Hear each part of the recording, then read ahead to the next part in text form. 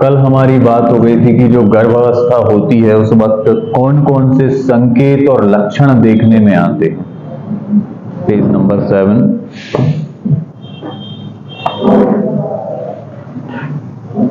कुछ अनुमानित लक्षण थे जिनसे अनुमान लगाया जा सकता है कि गर्भधारण हुआ है। कुछ संभावित लक्षण थे और कुछ सकारात्मक लक्षण थे, मतलब जो डॉक्टर के द्वारा चेकिंग की जाती है वो। उसके बाद हमने एक बात और देख ली थी कि जब हमसे ये पूछा जाए कि अगर कभी जो गर्भधारण के बाद ये पता करना हो कि कितने समय बाद डिलीवरी हो जाएगी, कितने समय बाद, तो ये प्रसव का समय ज्ञात करने के लिए कुछ विधियां हमने देखी थी। कौन कौन सी विधियां थी? एक तो अंतिम रजोधर्म की तारीख से 9 महीने प्लस 7 दिन। अंतिम रजोधर्म की पहली तारीख से 9 महीने प्लस 7 दिन, एक ये तरीका था। दूसरा, पेट के आकार के द्वारा अनुमान लगा लिया जाता है। तीसरा, पहली बार भ्रूण ने जब हलचल करी थी उस तारीख से 20 से 22 सप्ताह बाद। और अल्ट्रासाउंड, ये सब कुछ तरीके हैं, पद्धतियां हैं, विधियां हैं जिनके द्वारा इस चीज का अनुमान लगाया जाता है कि कितने समय बाद प्रसव हो जाएगा। इसके बाद हमें देखना है कि गर्भावस्था के दौरान गर्भवती महिला की परिचर्या।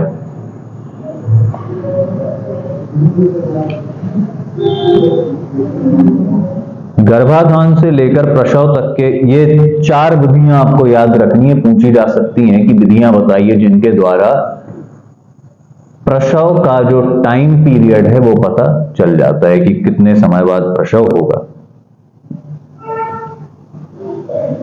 गर्भावस्था के दौरान गर्भवती महिला की परिचर्या, अगला टॉपिक। गर्भाधान से लेकर प्रसव तक के अंतराल को प्रसव पूर्व अवधि कहते हैं। इस दौरान गर्भवती महिला की देखरेख, खान पान की विशेष व्यवस्था करनी पड़ती है, क्योंकि उसके पोषण से ही गर्भस्थ शिशु का पोषण होता है। उसकी बीमारियों का असर गर्भस्थ शिशु पर पड़ता है, यहां तक कि गर्भकाल में दी गई औषधियों का भी गर्भस्थ शिशु पर बुरा प्रभाव पड़ता है। तो अगली बात क्या है कि जो गर्भस्थ शिशु है, जो गर्भवती महिला का शिशु है, गर्भस्थ शिशु है, तो गर्भवती महिला का खाना पीना, उसकी बीमारियां, उसके द्वारा ली गई मेडिसिन, दवाइयां, वो सारी चीजों का असर किस पर पड़ेगा? गर्भस्थ शिशु पर भी पड़ेगा। इस वजह से इन सारी चीजों का विशेष रूप से ध्यान रखना है। गर्भवती महिला का रोग वृत्त, उसकी शारीरिक जांच, उसकी प्रयोगशाला जांच, अल्ट्रासोनोग्राफी की जांच।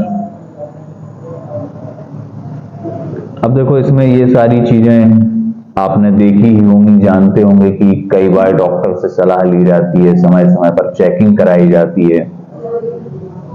गर्भकाल के दौरान एक्सरे की जांच नहीं कराते, तो उसके विकिरण से गर्भस्थ शिशु पर बुरा प्रभाव पड़ता है। कौन सी जांच नहीं होती? एक्सरे वाली जांच नहीं होती। कौन सी जांच होती है? तो फिर अल्ट्रासोनोग्राफी होती है, एक्सरे वाली जांच नहीं होती, क्योंकि एक्सरे से कुछ किरणें निकलती हैं, हानिकारक किरणें, जो शिशु के ऊपर बुरा प्रभाव डालती हैं। उसकी किरणें जो होती हैं वो शिशु के ऊपर बुरा प्रभाव डाल सकती हैं, कुछ उसके बॉडी में विकृति आ सकती है। इस वजह से कौन सा तरीका अपनाते हैं? अल्ट्रासोनोग्राफी, एक्सरे नहीं करना। एक्सरे की जांच नहीं कराते हैं, एक्सरे नहीं कराते, क्या कराते हैं? अल्ट्रासोनोग्राफी।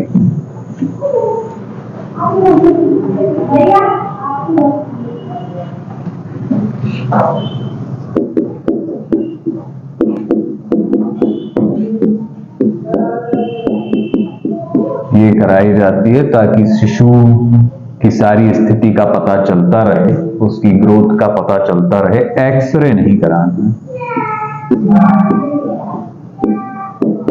क्योंकि एक्सरे से कई प्रकार की हानिकारक किरणें जो निकलती हैं वो शिशु के ऊपर बुरा प्रभाव डालती हैं।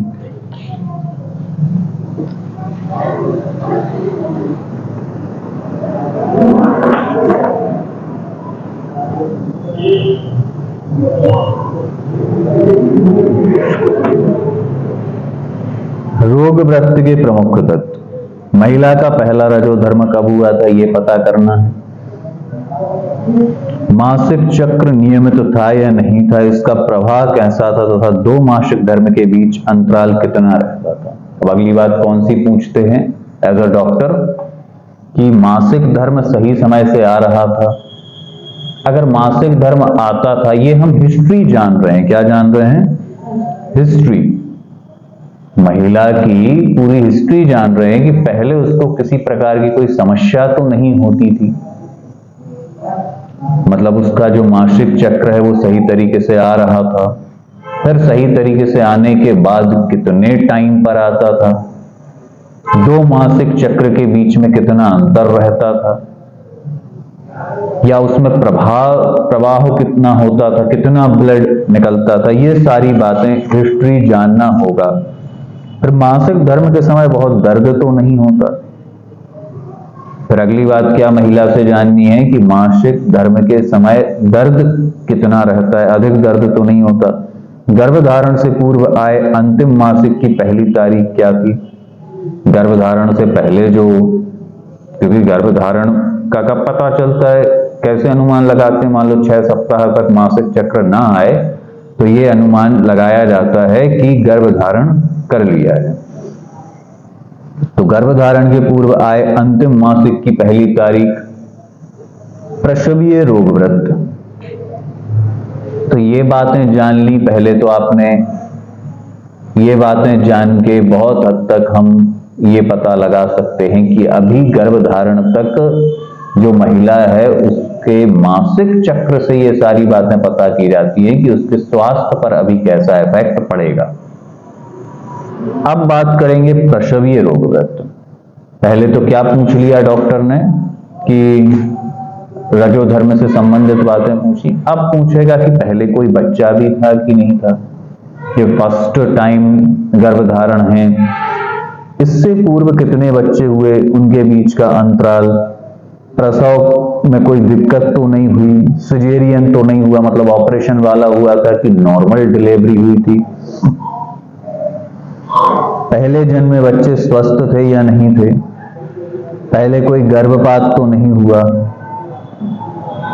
पहले के गर्भ काल में रक्तचाप कैसा था, पहले वाले बच्चों में कितने लड़के और कितनी लड़कियां हैं, बच्चों की वर्तमान स्थिति क्या है। तो अब डॉक्टर फिर क्या पूछेंगे कि ये पहला डिलीवरी तो नहीं है, इससे पहले भी अगर डिलीवरी हो चुकी है तो उससे क्या पता चल जाता है कि डिलीवरी में कोई दिक्कत तो नहीं हुई थी। पहले वाली डिलीवरी में वो नॉर्मल डिलीवरी थी कि सिजेरियन डिलीवरी थी, किस तरीके की डिलीवरी हुई थी। वर्तमान गर्भधारण नियोजित है या अनियोजित है, कोई असामान्य बात या लक्षण तो नहीं है, या फिर कोई अन्य समस्या तो नहीं है। परिवार में किसी को उच्च रक्तचाप, मधुमेह, टीबी आदि की बीमारी तो नहीं है। माता पिता तथा परिवार के अन्य संबंधियों में पहले या अभी कोई अन्य व्यक्ति यथा यौन रोग इत्यादि तो नहीं है। फिर शिक्षा, व्यवसाय, ये तो देखो पूछने जैसी वैसे कोई विशेष बात नहीं है कि माता पिता का शिक्षा कितनी है, व्यवसाय क्या है।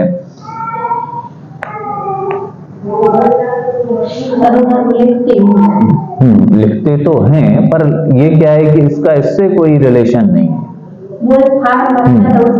फॉर्म बस भर लेते हैं तो वो तो एक नॉर्मल जानकारी के लिए भर लेते हैं, लेकिन जो डिलीवरी, हाँ वही तो कह रहे हैं कि जो आंगनवाड़ी से कुछ पैसा मिलना हो या डिलीवरी में कुछ पैसा मिलना हो, इसके लिए पूछते हैं ये एजुकेशन, क्वालिफिकेशन, व्यवसाय, पर इसका कोई डिलीवरी से संबंधित नहीं है।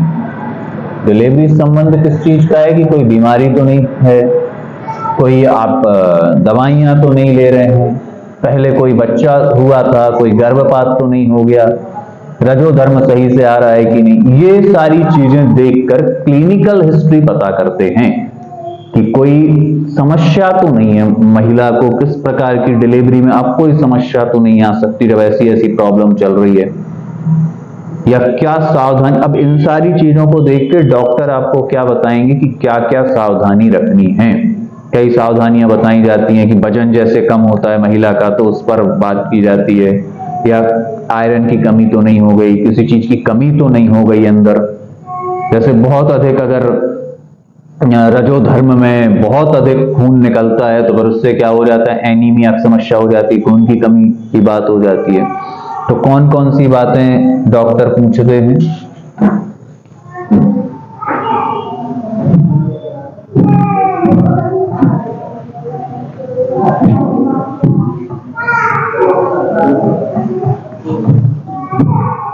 महिला की क्लिनिकल हिस्ट्री जानते हैं कि उसको पहले से कोई बीमारी तो नहीं है,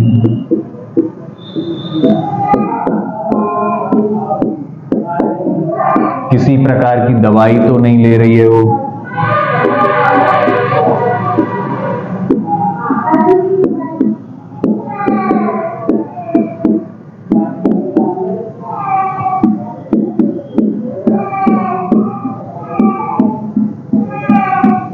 दूसरी बात रजोधर्म सही तरीके से हो रहा है कि नहीं, रजोधर्म में मासिक धर्म में प्रभाव कितना है, मतलब कितना ब्लड निकलता है, मासिक चक्र का प्रवाह क्या है।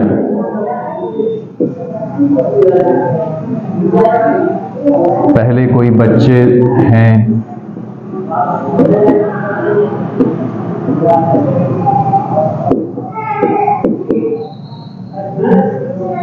डिलीवरी किस तरीके की हुई थी, गर्भपात तो नहीं हुआ।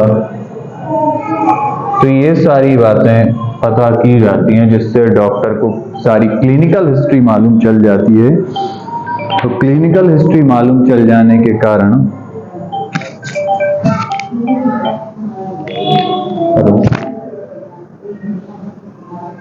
हेलो यस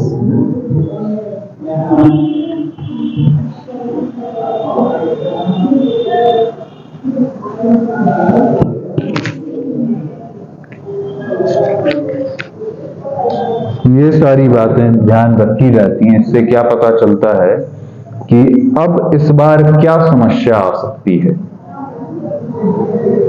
अब अगली बात है गर्भवती महिला के विभिन्न परीक्षण। ये बातें तो डॉक्टर ने पूछ ली, क्लिनिकल हिस्ट्री रख ली, इससे डॉक्टर को नेक्स्ट जो डिलीवरी है उसमें पता चल जाएगा कि इस महिला को किस प्रकार की सावधानियां बतानी हैं। अब बहुत सारे तरीके के परीक्षण किए जाते हैं, जांचें की जाती हैं। पहली जांच शारीरिक जांच। पहली जांच किस प्रकार की जांच की जाएगी? शारीरिक जांच। वजन, लंबाई, रक्तचाप, तापमान, नब्ज, श्वसन दर, सिर से पैर तक किसी भी तरह की असामान्य बनावट तो नहीं है, स्तनों की जांच, पेट की जांच, गर्भावस्था के लक्षणों को देखते हैं, भ्रूण के विकास को देखते हैं, बच्चा स्वस्थ है या नहीं इसकी जांच करते हैं। ये सारी कौन कौन सी जांचें हो गई? शारीरिक जांच। शारीरिक जांच में किस किस चीज की जांच की जाती है? वजन, रक्तचाप, तापमान, श्वसन दर, नब्ज, सिर से पैर तक किसी तरह की असामान्य बनावट, मतलब ऊपर से लेके नीचे तक कोई अंग की बनावट में कुछ परेशानी तो नहीं आ रही है। स्तनों की बनावट, उनका आकार, पेट की जांच। पेट की जांच में क्या क्या देखते हैं? तो गर्भावस्था के लक्षणों को देखते हैं, भ्रूण का विकास, बच्चा स्वस्थ है या नहीं है, ये सब चेकिंग उसमें की जाती है। जब डॉक्टर के पास किसी गर्भवती महिला को ले जाया जाता है तो ये सारी जांचें, सबसे पहली जांच उसकी कौन सी जांच होती है? शारीरिक जांच। और शारीरिक जांच में कौन कौन सी जांचें शामिल हैं? बोलिए। आप लोग बोलेंगे तो याद होता जाएगा आप लोगों को यही है।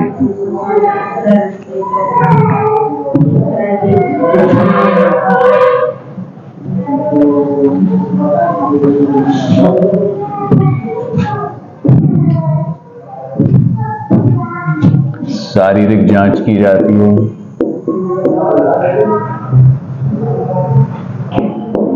क्या जांचेंगे? वजन, सेकंड श्वसन-दर, रक्तचाप, नब्ज,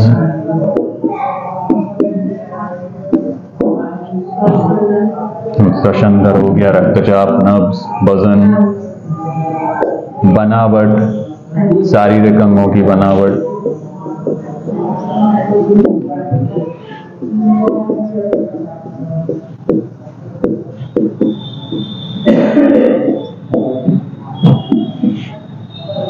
ये सारी जांचें, मुख्य जांचें की जाती हैं सबसे पहले। तो सबसे पहले तो शारीरिक जांच। शारीरिक जांच के बाद फिर दूसरी जांच की जाएगी उदरीय जांच, एब्डोमिनल एग्जामिनेशन।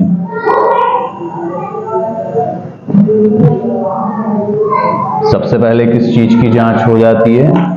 शारीरिक जांच। ये प्रश्न आपसे किस तरीके का पूछा जाएगा कि जब गर्भवती महिला जो होती है उसकी किस किस प्रकार की जांचें होती हैं, कौन कौन सी जांचें होती हैं? सबसे पहली जांच कौन सी होती है? शारीरिक जांच। फिर होगी उदरीय जांच। अब उदरीय जांच में आप लोग एक एक स्टेप देखो। शारीरिक जांच तो आसान था, है ना, कोई ज्यादा कठिन नहीं था। रक्तचाप देख लेते हैं, वजन देख लेते हैं, शारीरिक बनावट देख लेते हैं, श्वसन दर देख लेते हैं, ये सारी चीजें। नेक्स्ट उदरीय जांच, इसमें थोड़ा सा स्टेप बाय स्टेप देखना पड़ेगा। सबसे पहले उदर का आकार। सबसे पहले क्या देखा जाएगा? उदर का आकार, पेट का आकार क्या है। स्ट्रेच मार्क या पिछले ऑपरेशन का कोई निशान। पहले तो देखेंगे कि उदर कितना बढ़ रहा है, क्या आकार है उसका। उस पर कोई स्ट्रेच मार्क तो नहीं है, कोई पुराने, मतलब जैसे किसी महिला का ये दूसरा गर्भधारण है, दूसरी डिलीवरी है, तो पहली डिलीवरी जो हुई थी अगर वो सिजेरियन हुई है तो कुछ उसमें स्ट्रेच मार्क, कुछ ऑपरेशन की निशान। परिस्पर्शन, प्रत्येक चेकअप के दौरान गर्भाशय फंडस का परिस्पर्शन तथा उसका सामान्य आकार निम्नानुसार होना चाहिए। अब देखो ये कितना कितना बढ़ना चाहिए गर्भाशय। 14वें सप्ताह में संधान जघनास्थि के ऊपर 2.5 सेंटीमीटर। ये बढ़ने का जो सामान्य बढ़ने की कंडीशन है, ये टिक करेंगे कि उदरीय जांच में सबसे पहले तो निरीक्षण होगा उदर का। फिर परिस्पर्शन, मतलब उसमें जो ग्रोथ है वो कैसी होनी चाहिए। तो 14वें सप्ताह में कितना बढ़ना चाहिए? 2.5 सेंटीमीटर। फिर 18वें सप्ताह में कितना बढ़ जाए? नाभिका से नीचे 4 सेंटीमीटर। 24वें सप्ताह में नाभिका के स्तर पर आ जाए। 28वें सप्ताह में नाभिका तथा जिभी और ओस्ती के मध्य 1/3 दूरी हो। 32वें सप्ताह में नाभिका तथा जिभी और ओस्ती के मध्य 2/3 दूरी हो। और 36वें सप्ताह में उपतटीय आर्क के नीचे पहुंच जाता है। पूर्ण अवधि लाइटनिंग होती है तथा गर्भाशय का फंडस नीचे आ जाता है। और गर्भाशय स्तर के 32 तथा 36 सप्ताह के मध्य में होता है। फंडल परिस्पर्शन में प्रथम चरण में बाईं हथेली को पूरा खोलकर परिस्पर्शन किया जाता है। अब देखो इसमें प्रथम चरण, दूसरा चरण और तीसरा चरण, ये 3 चरण लिखने आ सकते हैं।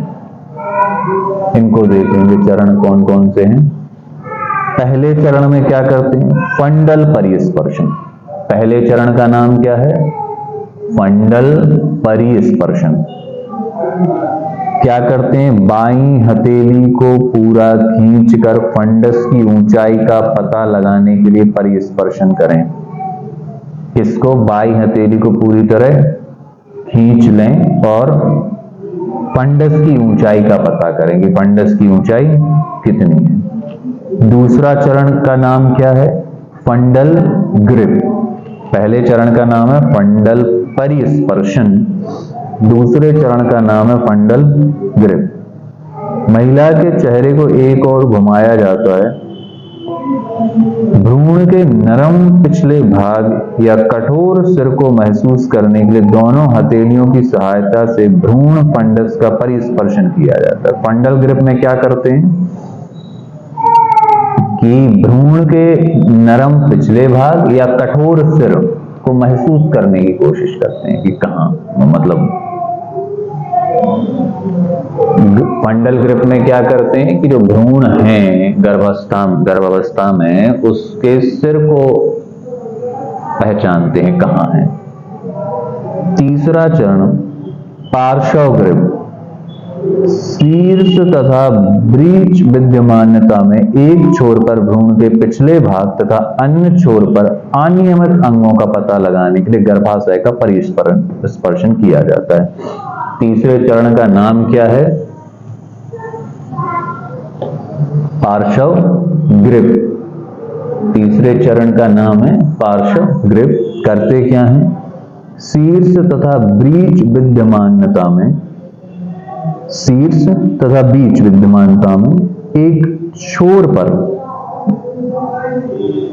भ्रूण के पिछले भाग तथा अन्य छोर पर अनियमित अंगों का पता लगाने के लिए कहां भ्रूण के पिछले भाग तथा अन्य छोर पर जो अनियमित अंग हैं उनका पता लगाने के लिए गर्भाशय का परिस्पर्शन किया जाता है। भ्रूण के पिछले भाग, पार्श्व मतलब पीछे, पार्श्व का मतलब होता है पीछे, तो पिछले भाग और अन्य छोरों पर अनियमित अंगों का पता लगाने के लिए किया जाता है। ये 3 चरण। अब विधि देखेंगे किस किस विधि का प्रयोग होता है। फंडल ग्रिप, महिला को लिटाकर। अब जैसे फंडल ग्रिप मतलब कौन सा चरण? दूसरा चरण। अभी ऊपर पढ़ा है, दूसरे चरण का नाम क्या है? फंडल ग्रिप। दूसरे चरण का नाम है फंडल ग्रिप। तो फंडल ग्रिप कैसे किया जाता है? फंडल ग्रिप में महिला को लिटाकर दोनों हथेलियों द्वारा गर्भाशय के फंडस का परिस्पर्शन करते हैं तथा भ्रूण के सिर को महसूस करने की कोशिश करते हैं। दोनों हथेलियों का प्रयोग करके क्या करते हैं? भ्रूण का जो सिर है उसको महसूस करने की कोशिश करते हैं। फिर पार्श्व ग्रिप, भ्रूण के पीठ या सिर को महसूस करने के लिए पूरे गर्भाशय का परिस्पर्शन करते हैं। फंडल ग्रिप में क्या करेंगे? भ्रूण के सिर को महसूस करने की कोशिश करते हैं। पार्श्व ग्रिप में भ्रूण के पीठ या सिर को महसूस करने के लिए पूरे गर्भाशय का परिस्पर्शन करते हैं धीरे धीरे। पेल्विक ग्रिप, गर्भाशय के निचले भाग को पकड़कर महसूस करते हैं कि शिशु मुक्त है या इंगेज है, उसका सिर नीचे है या टांगे नीचे है। फिर कौन सी ग्रिप आएगी? Pelvic grip. पेल्विक ग्रिप में क्या किया जाता है? गर्भाशय के निचले भाग को पकड़कर, जो गर्भाशय का नीचे वाला भाग है उसको पकड़कर महसूस करते हैं कि शिशु मुक्त है या इंगेज है। इंगेज मतलब फंसा हुआ, मुक्त मतलब फ्री। उसका सिर नीचे है या टांगे नीचे है, मतलब उस सिर की तरफ से है कि टांग की तरफ से है। तीन बातें कौन कौन सी हो गई? फंडल ग्रिप, पार्श्व grip, pelvic grip. Pelvic grip बता देते हैं क्या होता है। तो पेल्विक ग्रिप में क्या करते हैं कि किस चीज को पकड़ते हैं, कहां पर महसूस किया जाता है? गर्भाशय के निचले भाग को पकड़कर। पेल्विक ग्रिप मीन्स गर्भाशय के निचले भाग को पकड़कर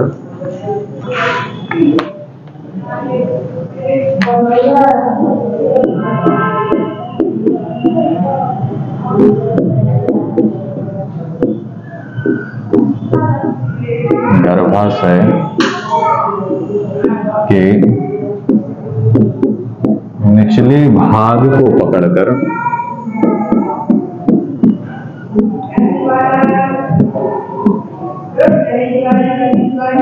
क्या पता किया जाता है कि शिशु मुक्त है या इंगेज है? पता करते हैं कि शिशु मुक्त है या इंगेज है।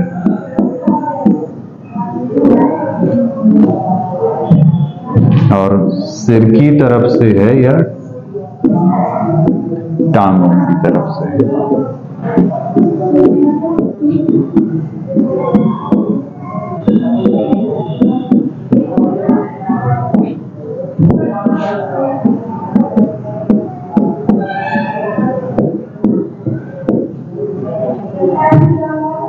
ये पेल्विक ग्रिप में लिखना है।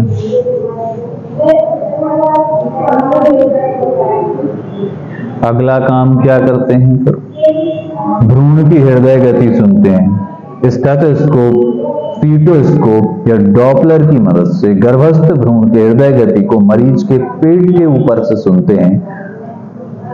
अगली बात क्या करते हैं कि या तो स्टेथोस्कोप या फीटोस्कोप या डॉपलर, इन तीनों की मदद से गर्भस्थ महिला के पेट के ऊपर से शिशु की हार्ट बीट सुनी जाती है।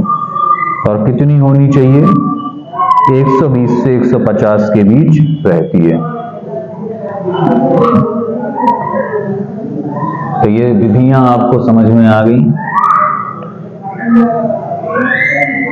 इसके बाद क्या है कि गर्भस्थ शिशु की हृदय गति को सुनते हैं और कितनी होनी चाहिए? 120 से 150।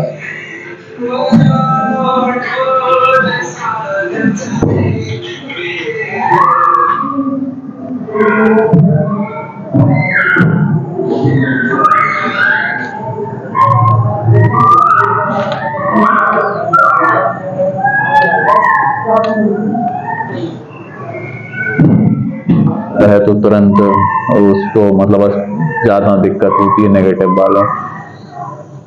मूत्र का परीक्षण, यूरिन टेस्ट, इसमें मुख्यतः शर्करा और एल्ब्यूमिन की जांच कराते हैं जिससे गर्भावस्था में आने वाली कठिनाइयों का पूर्व अनुमान किया जा सके। उसको दिक्कत जाएगी। जुड़वा या अधिक संख्या में जुड़वा बच्चे हुए हों। माल प्रेजेंटेशन मतलब सिर की बजाय पार्श्व भाग का नीचे रहना। कौन सा हिस्सा नीचे हो? पार्श्व भाग, मतलब टांग वाला हिस्सा पहले हो, सिर ऊपर हो। खून की कमी हो, 10 ग्राम से कम हीमोग्लोबिन हो, उच्च रक्तचाप हो, रक्त स्त्राव हो रहा हो, पिछले गर्भकाल में मृत शिशु का जन्म हुआ हो, मतलब एक बार पहले जो बच्चा हुआ था वो कैसा हो गया था, गर्भ में ही उसकी डेथ हो गई थी, खत्म हो गया था वो वहां पर। अनुमानित तिथि के बाद प्रसव हो, मतलब ज्यादा डिले होता जा रहा हो, ये सारी बातें हैं। तो समस्याएं कौन कौन सी हैं इनको लिख लेते हैं।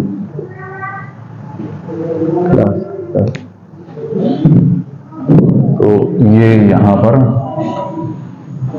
आप लोग बोलेंगे तो याद हो जाएगा। एक तो कौन सी समस्या 15 वर्ष से पहले नहीं होना है पहले, और अगर लेट हो 30 साल के बाद तो भी फिर जटिलताएं आ जाती हैं। अब ये इतनी जांचें होती हैं, प्रयोगशाला जांच, उदर जांच, शारीरिक जांच और जोखिम का आकलन। अब उद्देश्य होना चाहिए कि गर्भवती महिला को उनका अच्छा स्वास्थ्य बनाए रखने में मदद कर सके। आप गाइड कर सकते हैं कि क्या खाएं, क्या पिएं, कैसे रहें, किस तरीके की सावधानियां बरतें, कितना आराम करें, कोई व्यायाम, मानसिक रूप से कितना अच्छे तरीके से रहें, शारीरिक रूप से कितना अच्छे तरीके से रहें, ये सारी बातें आप बता सकते हैं। कौन कौन सी सावधानियां रखने को बोल सकते हैं। किसी तरह की गड़बड़ी या अनियमितता का जितनी जल्दी पता चलेगा उसे दूर करने के लिए हमारे पास उतना ही समय होगा। अगर कोई प्रॉब्लम है तो उसको जितने जल्दी पता चल जाएगा तो उतने जल्दी उसका समाधान होने के लिए समय भी रहेगा समाधान करने के लिए। उन्हें बताएं कि थोड़ी किंतु पर्याप्त तैयारी के साथ शिशु जन्म का सुख आपको कैसे प्राप्त हो तथा स्वस्थ बच्चे को आप कैसे जन्म दें। अगली बात आप क्या बता सकती हैं, स्वस्थ बच्चा कैसे हो, इसके लिए कौन कौन सी बातें उनको ध्यान रखनी है। उन्हें बताएं कि गर्भकाल में छोटी छोटी बातों का नियमित ख्याल रख के हम बड़ी बड़ी बाधाओं को दूर भगा सकते हैं और छोटी छोटी सलाह को अनदेखा कर बड़े बड़े खतरों को आमंत्रित कर सकते हैं। कुछ छोटी छोटी ऐसी बातें होती हैं कि हम इग्नोर कर देते हैं, बट वो कभी बड़ी साबित हो सकती हैं। उन्हें बताएं कि नियमित जांच कराएं, डॉक्टर के द्वारा जो सुझाव और उपचार बताए गए उनको समय समय पर करते रहें। अगर डॉक्टर ने कहा है कि खाने पीने में क्या लेना है या रेस्ट बोल देते हैं कि रेस्ट पर रहना है, तो फिर वो चीजें आपको फॉलो करनी है।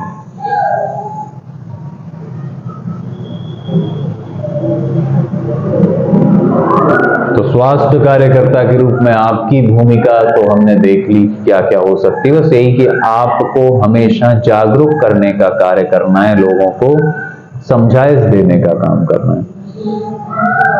अब बात करते हैं कि जो गर्भवती महिला है घर पर, उसको किस प्रकार से क्या क्या सुविधा या क्या क्या देखरेख आपको देनी है।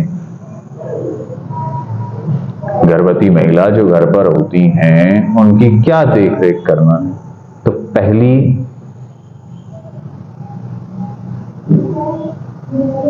गर्भकाल के दौरान यह सुनिश्चित करें कि उनके भोजन में पर्याप्त प्रोटीन, वसा, विटामिन, खनिज तत्व हों।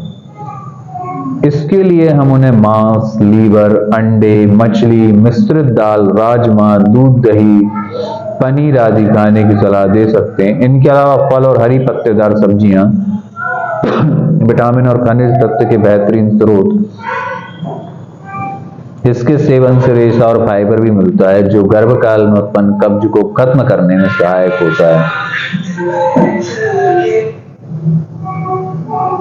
तो ये तो फूड दे रहे हैं। इसके अलावा अब जो खाने पीने से अगर इतनी कमी पूरी नहीं हो पा रही है तो फिर क्या देते हैं, आयरन की गोलियां, फॉलिक एसिड की गोलियां और कैल्शियम की गोलियां। किस प्रकार से आपको कौन कौन सी 3 प्रकार की टैबलेट जो नॉर्मली दी जाती हैं, आयरन, फॉलिक एसिड और कैल्शियम। एक तो भोजन से क्या है कि कभी कभी भोजन से इतनी आपूर्ति नहीं हो पाती, तो पर ये सारी जो टैबलेट्स हैं ये सहायक होती हैं उस कमी को पूरा करने में। तो किस किस प्रकार की, वैसे तो डाइट अच्छी दें, खाने पीने में उनके प्रोटीन, वसा शामिल हो, विटामिन शामिल हो, फाइबर शामिल हो। अच्छा, फाइबर का काम क्या होता है, रेशे का काम क्या होता है, जो रेशा होता है वो कब्ज होने से रोकता है। तो एक तो उन्हें खाने पीने का ध्यान रखें, और दूसरी बात, खाने पीने से अगर आपूर्ति नहीं हो पा रही है तो 3 प्रकार की गोलियां उन्हें दे सकते हैं नॉर्मली, आयरन, फॉलिक एसिड और कैल्शियम।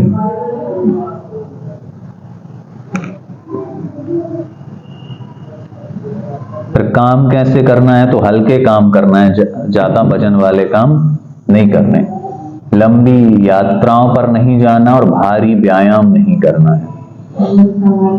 हाँ, घुड़सवारी तो वैसे ही नहीं करेंगे वो तो लिखा हुआ है। हाँ, घुड़सवारी जो राजा महाराजाओं के समय पर जो रानियां या राजकुमारियां हुआ करती थी वो घुड़सवारी करती थी। तो काम बहुत हल्का करना है। व्यायाम तो थोड़ा बहुत बताते हैं कि थोड़ा बहुत व्यायाम करें, लेकिन बहुत हैवी जो व्यायाम है, भारी व्यायाम नहीं करना है। एक गर्भवती महिला को रोज कम से कम 8 घंटे सोना है, जिसमें 2 घंटे दोपहर के समय हो। सोने का कमरा पूरी तरह हवादार हो और उस दौरान कोई अवरोध या व्यवधान ना आए, मतलब कम से कम 8 घंटे सोना। गर्भकाल में व्यायाम, तो हम मनोरंजन तथा हल्का फुल्का व्यायाम करना जरूरी है। इससे प्रसव के दौरान आसानी होती है। थोड़े बहुत व्यायाम कर लेने चाहिए, लेकिन बहुत कम, हल्के फुल्के, कोई हैवी उसमें वजन वाला कुछ ना हो। व्यक्तिगत स्वच्छता, तो गर्भवती महिला को चाहिए कि वह प्रतिदिन स्नान करे तथा अपनी त्वचा की देखरेख करे। उसे साफ सुथरे और आरामदेह वस्त्र पहनना चाहिए। गर्भकाल के दौरान और प्रसव के बाद भी स्तनों की देखरेख, सफाई और उन्हें स्वस्थ बनाए रखना बहुत जरूरी है। अंतर वस्त्र भी आरामदायक और साफ सुथरी हों, मतलब इसमें क्लीननेस की बात की गई, और जो कपड़े पहने जाएं वो कैसे हों, बहुत ज्यादा टाइट ना हो, आरामदायक हों। अब ये तो सारी बातें हो गई कि कौन कौन सी बातें ध्यान रखनी है।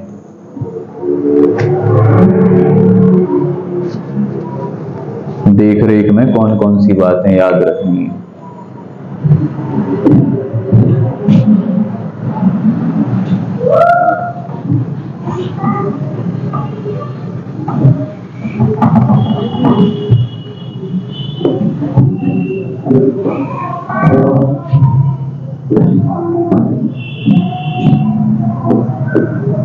भोजन में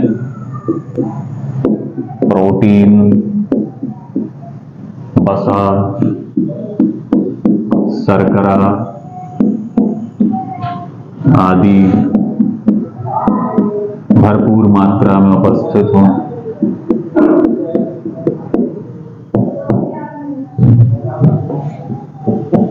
इससे अगर आपूर्ति नहीं हो पा रही है तो फिर क्या, कौन कौन सी गोलियां?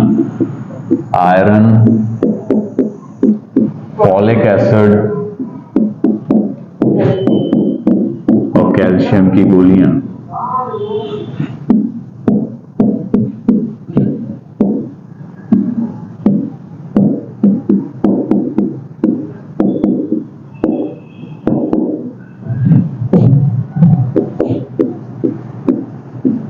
हल्का फुल्का व्यायाम,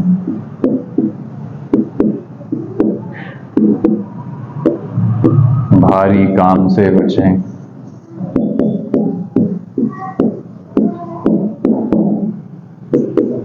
आराम से नॉर्मली 8 घंटे का। ये सब कुछ देख रेख वाली बातें हैं जो घर पे करनी चाहिए। अब अगली बात आएगी कि कौन सी बातें दिखें तो तुरंत डॉक्टर से संपर्क करना है।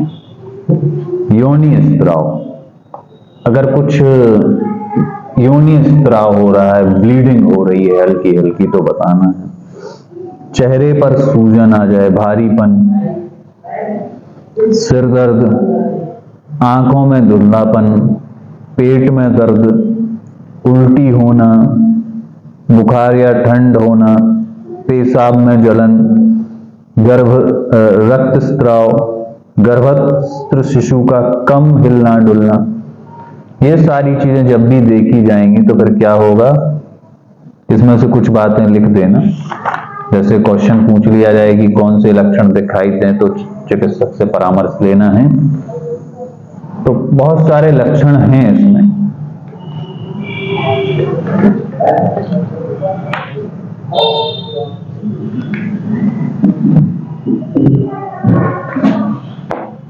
योनि स्त्राव हो रहा है, कोई वाइट डिस्चार्ज हो रहा है।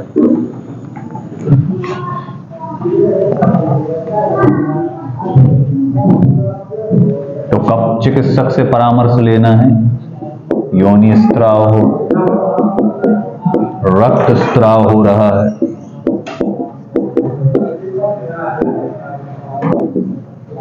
या आंखों से मतलब धुंधलापन आ रहा है, आंखों के सामने कम दिखाई दे रहा है।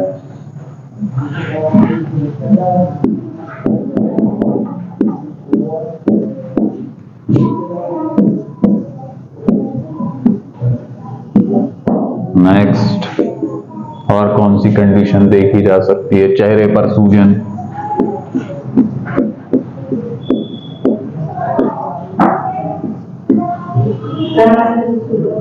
हाँ, ये इंपॉर्टेंट बात है कि जब महिला को ऐसा लग रहा है कि जो गर्भस्थ शिशु है उसमें किसी प्रकार का कंपन नहीं आ रहा है, कोई चीज नोटिस नहीं कर रहे हैं, उसका कुछ हिलना डुलना नहीं दिखाई दे रहा है, गर्भस्थ शिशु में कंपन दिखाई ना देना, मतलब हिलना डुलना ना होना,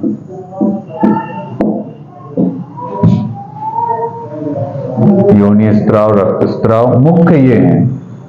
योनि स्त्राव हो, रक्त स्त्राव हो, गर्भस्थ में कंपन ना हो, आंखों के सामने धुंधलापन दिखे, चेहरे पर सूजन आ जाए, फिर और भी समस्याएं, सिर दर्द होता रहे, हाँ, बुखार वगैरह आए तो फिर और दिक्कत हो जाती है, बुखार। तो ये सारी चीजें जब दिखाई दें, क्योंकि हमने अभी देखा कि जो माँ के रोग हैं वो बच्चे में तो उसका असर आएगा।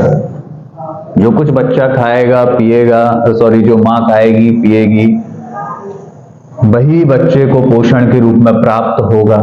जो बच्चे माँ को अगर कोई रोग या समस्या है तो वही रोग समस्या किसको ट्रांसफर हो जाएगी? बच्चे को ट्रांसफर होगी।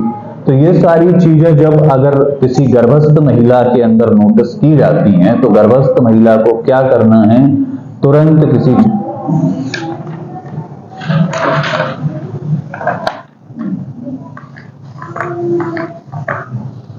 अब नेक्स्ट चैप्टर है कि अब प्रसवकालीन तथा प्रसवोत्तर अवधि के दौरान महिला की देखरेख, मतलब प्रसव के समय क्या देखरेख करनी है और प्रसव हो जाने के बाद क्या देखरेख करनी है, दोनों प्रकार की देखरेख की चर्चा अगले चैप्टर में करनी है। अभी तक हमने क्या देखा कि गर्भधारण का समय क्या होता है।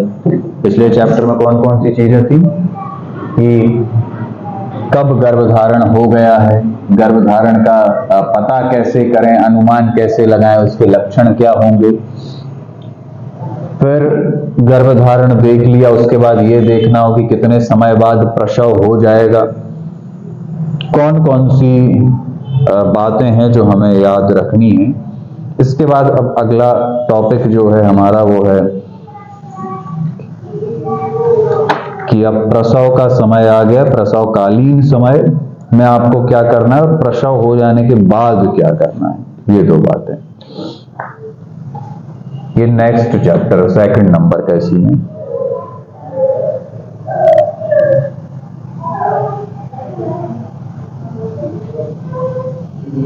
प्रसव महिला के जीवन का सबसे कठिन समय होता है। इस समय उसे अत्यधिक देखरेख तथा सहानुभूति की आवश्यकता होती है। प्रथम गर्भावस्था में तथा प्रथम प्रसव के दौरान जटिलताओं की संभावना सबसे अधिक रहती है। अतः पहली गर्भावस्था में महिला की नियमित रूप से प्रसव पूर्व जांच आवश्यक है। एंटीनेटल केयर होनी चाहिए ताकि रक्त अल्पता मतलब एनीमिया, उच्च रक्तचाप, उल्टी, मधुमेह जैसी समस्याओं से बचा जा सके, साथ ही शुरुआत में उनकी पहचान हो सके। प्रसव पूर्व जांच द्वारा गर्भावस्था तथा प्रसव के समय होने वाली जटिलताओं का प्रभावी तरीके से इलाज किया जा सकता है। इस पाठ में हम प्रसव के दौरान खतरे के संकेतों का अध्ययन करेंगे। इस पाठ में कौन कौन सी चीजें हमें पढ़नी है कि प्रसव के समय कौन कौन सी समस्याएं हो सकती हैं, उनसे कैसे बचना है।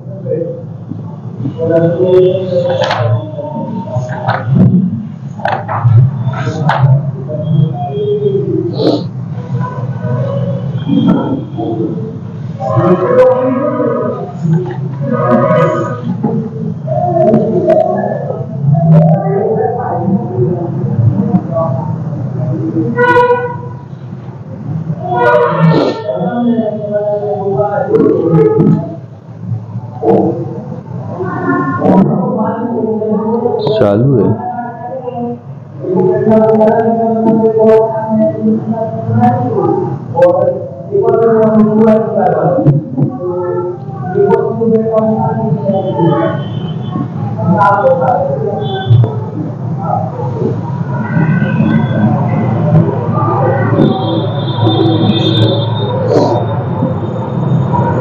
तो अब पेज नंबर 18, इसमें जो प्रसव एक परिचय है यहां पे निकालेंगे।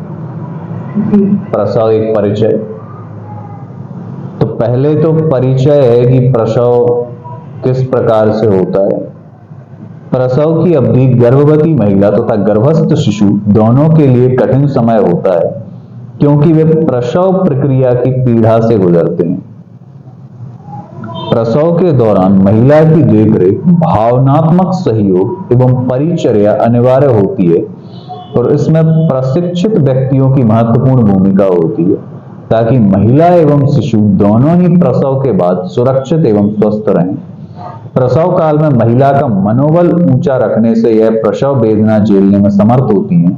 इसके लिए उसके साथ भावनात्मक सहयोग तथा परिचर्या आवश्यक है। मेडिकल फैसिलिटी तो प्रोवाइड की ही जा रही है, हॉस्पिटल में हॉस्पिटलाइज्ड कर दिया, भर्ती कर दिया, तो अब जो डॉक्टर का सलाह है वो तो मिल रहा है, डॉक्टर की सुविधाएं तो मिल रही हैं।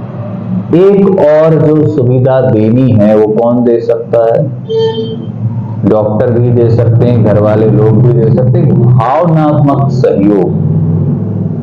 भावनात्मक सहयोग, क्योंकि प्रसव जो है ये एक पीड़ादायक चीज है, एक कष्टप्रद है, महिला के लिए कठिन समय है।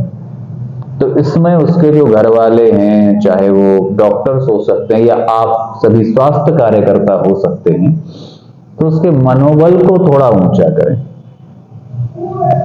क्योंकि मनोबल ऊंचा होगा तो जो डर होगा वो कम हो जाएगा। डर कम हो जाएगा तो वो प्रसव पीड़ा सहन करने में थोड़ा सा रिलीफ मिलेगा। पीड़ा तो होगी लेकिन वो सहन करने में वो समर्थ हो जाएंगी, उसको सहने में सक्षम हो जाएंगी। प्रत्येक गर्भवती महिला को प्रशिक्षित व्यक्ति या संस्थागत प्रसव के लिए यथासंभव प्रोत्साहित किया जाना चाहिए, क्योंकि सभी गर्भवती महिलाओं में जटिलताओं का जोखिम बना रहता है, जो मां व बच्चे दोनों के जीवन के लिए खतरा बन सकता है। गर्भवती महिला के साथ अच्छा व्यवहार करना अत्यंत आवश्यक है, ताकि वह प्रसव की प्रक्रिया में सहयोग कर सके।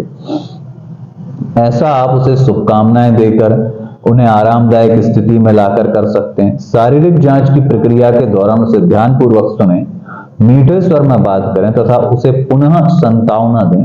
यदि महिला पंजीकृत नहीं है तो उसकी विस्तृत ब्यौरा, उसकी वर्तमान गर्भावस्था, प्रसव पूर्व इतिहास, पारिवारिक इतिहास तथा अन्य जटिलताओं से संबंधित इतिहास का विस्तृत ब्यौरा प्राप्त करें। देखो, पुराना जो प्रसव अगर हुआ है तो उसकी जानकारी लेना आवश्यक है, क्योंकि पुराने प्रसव में अगर कुछ जटिलताएं हुई हैं, कुछ समस्या आई है, गर्भपात हुआ है, शिशु की मृत्यु हो गई थी, ये सारी बातें जो अब हम याद रखेंगे कि इस प्रसव में अब कोई समस्या हो सकती है क्या। यदि महिला पहले से प्रसव पूर्व जांचों के लिए आ रही है तो नियमित जांच के लिए से प्रसव पूर्व कार्ड मांगे। प्रसव आरंभ होने अथवा उसकी प्रगति के आकलन के लिए अंदरूनी जांच आवश्यक है। यदि योनि में कोई स्त्राव हो रहा है तो यह सुनिश्चित करना आवश्यक है कि बहिष्यो प्रसव सूचक स्त्राव गाढ़ा चिकना पदार्थ जो रक्त मिश्रित होता है या एमनियोटिक तरल होता है। अब देखो क्या बोल रहे हैं कि यदि योनि में कोई स्त्राव हो रहा है तो यह सुनिश्चित करना आवश्यक है कि वह शो प्रसव सूचक स्त्राव है या एमनियोटिक तरल। पहले ये देख लें कि जब भी प्रसव होने वाला होता है तो उससे पहले योनि से स्त्राव होने लगता है, एक चिपचिपा गाढ़ा चिकना पदार्थ जो रक्त मिश्रित होता है निकलने लगता है। तो इससे पता चलता है कि अब प्रसव का समय नजदीक है। तो पहले स्त्राव के बारे में जानना है। एमनियोटिक झिल्लियां प्रसव के समय या उसके शुरू होने के पहले भी फट सकती हैं। ये कौन सा अम्ल होता है? एमनियोटिक तरल। इसको टिक कर लें, कौन से अम्ल का नाम बताया है? एमनियोटिक अम्ल। ये एमनियोटिक झिल्लियां होती हैं जो कि प्रसव के समय फट सकती हैं, फट जाती हैं। संकुचन की प्रगति, आवृत्ति, अवधि तथा तीव्रता का आकलन करने के लिए महिला के पेट पर हाथ रखें। कुछ ही देर में स्थिति स्पष्ट हो जाएगी। यदि 10 मिनट में 2 से 3 बार संकुचन महसूस हो रहा है तो प्रसव की प्रक्रिया आरंभ हो चुकी है। क्या करना है? महिला के पेट पर हाथ रखें और क्या देखें कि 10 मिनट में 2 से 3 बार संकुचन हो गया है। कितने मिनट में? 10 मिनट में अगर 2 से 3 बार संकुचन महसूस हो रहा है तो प्रसव की प्रक्रिया आरंभ हो चुकी है। भ्रूण के हृदय गति की दर एवं नियमितता को भी सुनिए। झिल्ली फटने की स्थिति में पैड की जांच अवश्य करें ताकि स्त्राव की मात्रा एवं रंग का पता चल सके। क्या जांच करनी है फिर आपको? झिल्ली फटने की स्थिति में, जब झिल्ली फट गई है तो पैड की जांच करना है। प्रश्न पूछा जा सकता है कि झिल्ली फटने के बाद किस प्रकार की जांच की जाती है? तो पैड की जांच करें ताकि स्त्राव की मात्रा एवं रंग का पता चल जाए। तो उससे क्या पता चल जाएगी? जो स्त्राव हुआ है पैड देख लें और उसमें क्या देखें कि किस प्रकार का रंग है उसका, जो रक्त निकला, जो स्त्राव निकला है उसका रंग क्या है और कितनी मात्रा में निकला है। सामान्य प्रसव का अर्थ है बिना किसी जटिलता के भ्रूण, प्लेसेंटा तथा झिल्ली के बहिष्करण की प्रक्रिया का पूरा होना। प्रथम गर्भावस्था में प्रसव की प्रक्रिया प्रसव शुरू होने के 2-3 सप्ताह पूर्व ही प्रारंभ हो जाती है। पहली जब गर्भावस्था होती है उसमें क्या होता है? प्रसव की प्रक्रिया प्रसव शुरू होने के 2-3 सप्ताह पूर्व ही आरंभ हो जाती है। टिक कर लेंगे कि जो पहला गर्भावस्था है वो कब से, उसमें जो प्रसव जब होना है उसके 2-3 सप्ताह पहले ही वो प्रारंभ हो जाएगा, संकुचन होने लगेगा। जबकि द्वितीय या उसके बाद के प्रसवों में यह 2-3 दिन पूर्व प्रारंभ होता है। अब जब दूसरी बार डिलीवरी का टाइम है तो ये कितने समय प्रारंभ होगा? 2-3 दिन पूर्व प्रारंभ होता है। इतना बात आपको समझ में आ गया कि जो पहला प्रसव है, अगर महिला का पहला प्रसव होने जा रहा है तो उसकी प्रक्रिया 2 से 3 सप्ताह पहले से ही चालू हो जाती है, संकुचन वगैरह। लेकिन अगर द्वितीय प्रसव है, सेकंड है, तो कितने समय में हो जाएगी शुरू? 2 से 3 दिन पूर्व प्रारंभ होती है। इस अवधि में गर्भाशय नीचे आ जाता है तथा भ्रूण का सिर श्रोणि में नीचे उतरता है, जिसे लाइटनिंग कहते हैं। लाइटनिंग की परिभाषा पूछी जा सकती है, टिक कर लें। गर्भाशय नीचे आ जाना तथा भ्रूण का सिर श्रोणि में नीचे उतरता है, जिसे लाइटनिंग कहते हैं। लाइटनिंग किसे कहते हैं? गर्भाशय नीचे आ जाता है तथा भ्रूण का सिर श्रोणि में नीचे उतरता है, इसे लाइटनिंग कहते हैं। लाइटनिंग की परिभाषा आएगी। लाइटनिंग की परिभाषा क्या है तो क्या लिखेंगे वहां पर? गर्भाशय का नीचे आ जाना तथा भ्रूण का सिर श्रोणि में नीचे उतरता है। इसे लाइटनिंग कहते हैं। अगली बात है गर्भाशय ग्रीवा क्रमशः पतला एवं छोटा होने लगता है तथा धीरे धीरे विस्फरण होने लगता है। फिर क्या होता है, जो गर्भाशय ग्रीवा है वो पतली होने लगती है और छोटी होने लगती है तथा धीरे धीरे विस्फरण होने लगता है। धीरे धीरे क्या चालू हो जाता है, विस्फरण। प्रसव शुरू होने के अनुमानित समय के 1 महीने पूर्व ही गर्भवती महिला को प्रसव की तैयारी शुरू कर देनी चाहिए। तो मुख्य बात यहां पर क्या आई, एक लाइटनिंग वर्ड आपको याद रखना है। एक बात याद रखनी है कि गर्भाशय ग्रीवा प्रसव के समय कैसा हो जाता है, छोटा और पतला होने लगता है और फिर धीरे धीरे विस्फरण होने लगता है। फिर अगली कुछ बातें हैं कि जैसे जब प्रसव का समय आ गया तो 1 महीने पहले ही कुछ तैयारियां कर लें, जैसे कपड़े वगैरह रख लें, साबुन रख लें, पैड रख लें, कार्ड वगैरह रख लें। प्रथम प्रसव के पहले अर्थात गर्भ के 90 महीने के शुरू होने के पहले यदि महिला को वास्तविक एवं मिथ्या प्रसव के लक्षणों से अवगत करा दिया जाए तो वह प्रसव पीड़ा शुरू होने पर स्वास्थ्य कार्यकर्ता से संपर्क कर सकती है। प्रसव के प्रारंभ में ही महिला को स्नान कर स्वच्छ कपड़े पहनने तथा साफ पैड के प्रयोग के लिए प्रोत्साहित तथा जागरूक करना चाहिए। स्वास्थ्य कार्यकर्ता को भी अपने सभी उपकरणों को साफ एवं कीटाणु रहित करना है।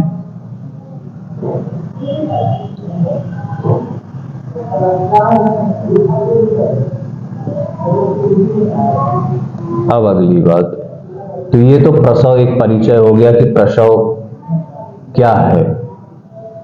अब वास्तविक प्रसव पीड़ा के लक्षण कब समझें कि ये वाकई में प्रसव पीड़ा ही है और कोई पीड़ा नहीं है।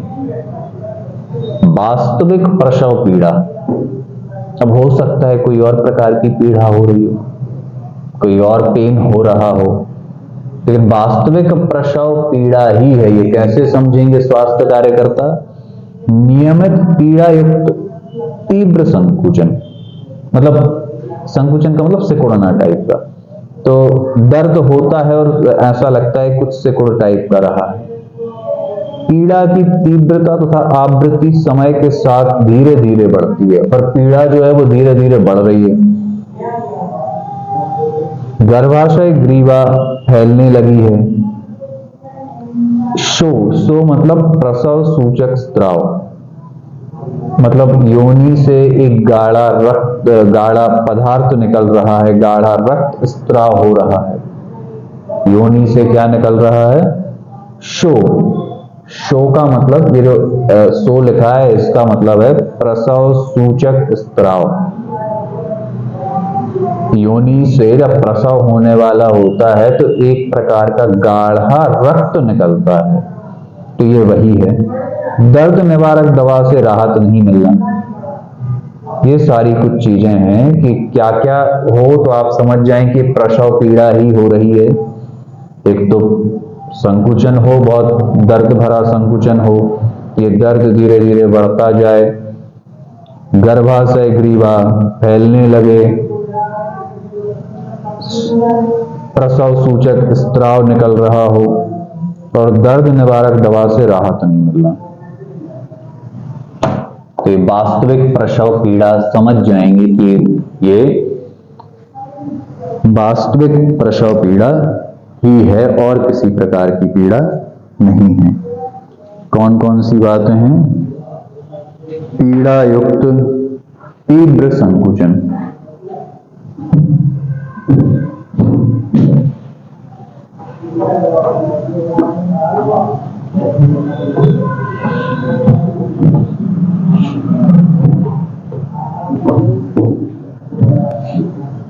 पीड़ा युक्त तीव्र संकुचन,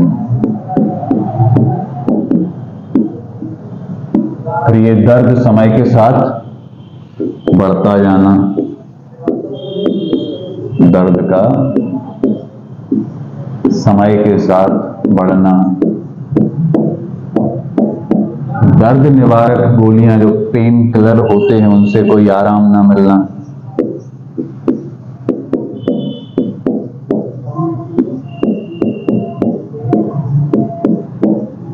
दर्द निवारक गोलियों का असर ना होना,